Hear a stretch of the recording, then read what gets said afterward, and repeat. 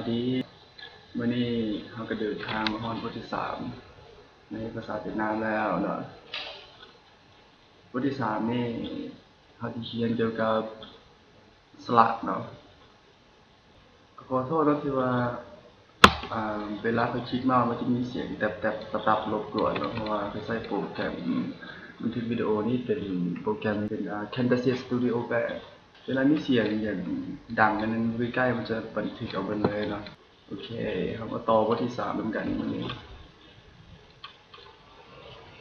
บทที่3บายถือบาบทที่3เนาะวันนี้เราจะไปเรียนเกี่ยวกับสระในภาษาเวียดนามอ่านว่างูเรียนแปลว่าสระ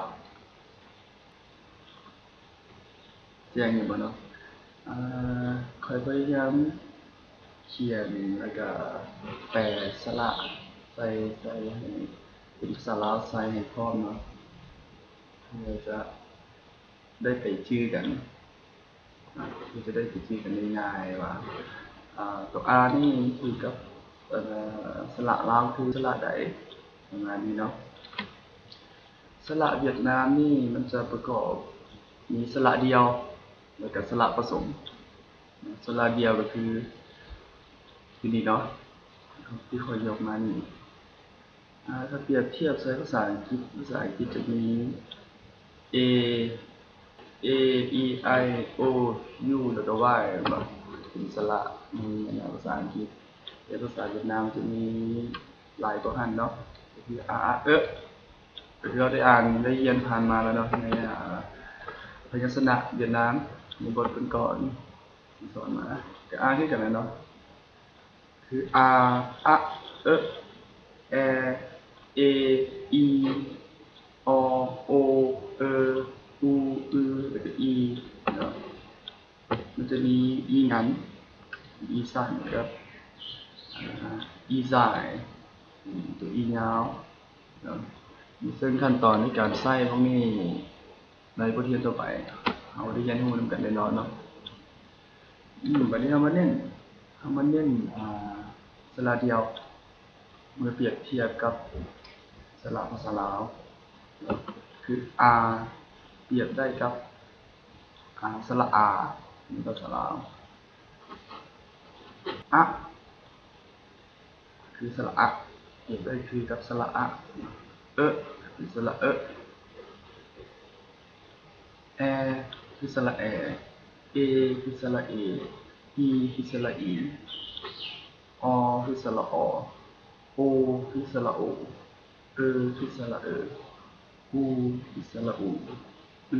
อสระอืแล้วก็อีคือสระอีที่กันเนาะแต่เวลาเขาไปประกอบใส่กับพยัญชนะ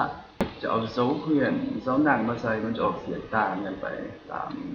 วรรณยุกต์นั่นนะตามไม้นั้นอีสานโอเคเนาะสำหรับสระเดียววันนี้เราไปต่อสระผสมในภาษาเวียดนามนี่มี e r e aเนาะแต่นี่เป็น e สาย e a สายเนาะ e a อัน e a คือกันมีอันว่า u r u a u o u u e เนาะเอาเนี่ยจะอ่านเป็นเอานี่เอาตัวนี้จะอ่านเสียงกระทัดกลัวก็คือเอาไอเนาะเอาไอมันออกเสียงผสมระหว่างสระไอกับสระเอยเนาะไอสิออกไอแท้ๆกับบ่แม่นสิออกเอยแท้ๆกับบ่ถือเราจะอ่านว่าเอียก็ได้เนาะตรงนี้นะครับจะอ่านว่าเอียจะชื่อกับสระในภาษาลาวก็คือสระเอียเอีย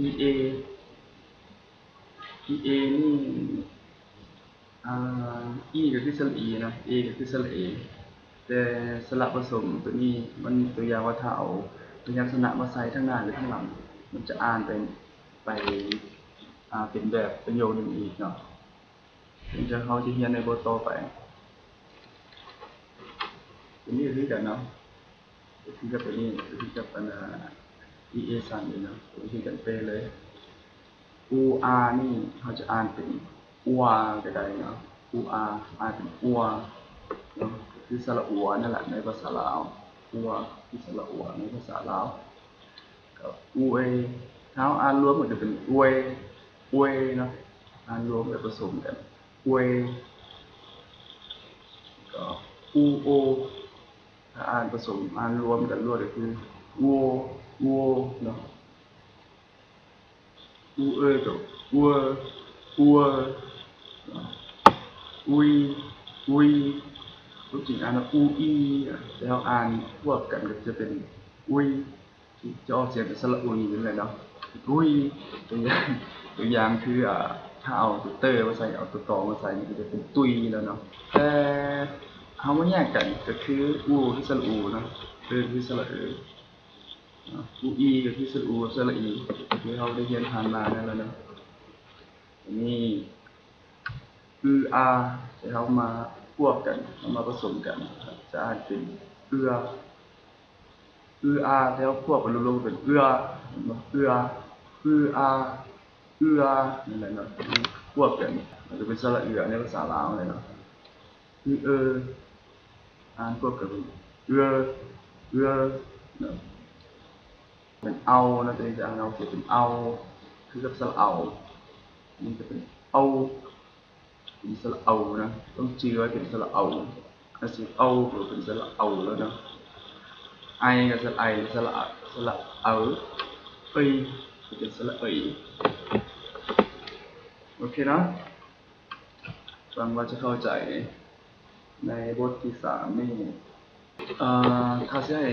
เรียนแบบละเอียดแท้มันก็ยาวนะครับจะค่อยพยายามสอนสั้นๆสอนให้เป็นแนวทางวิทยาศาสตร์ให้เป็นแนวทางในการเรียนในการอ่านก็ให้เบิ่งหลายๆคลิปวิดีโอไว้เนาะมันแค่เบิ่งวิดีโอของค่อยเข้าใจหน่อยนึง